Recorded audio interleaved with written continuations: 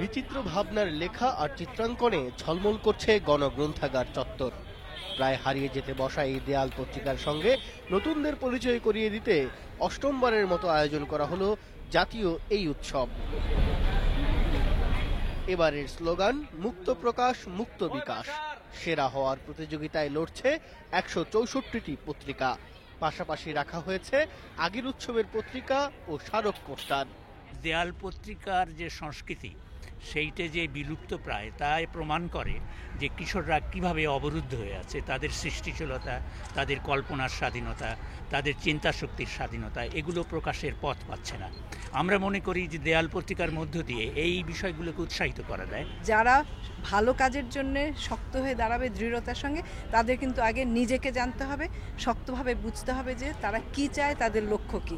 আর লক্ষ্য জানতে হলে তাকে কিন্তু জানতে হবে তার সাংস্কৃতিক ধারা কি, সেই ধারাটারই পরিচয় করিয়ে দেওয়া। উৎসবের প্রথম দিনেই গোটা প্রাঙ্গণ মুখর ছিল দর্শক অংশ নেয়াদের ভিড়ে।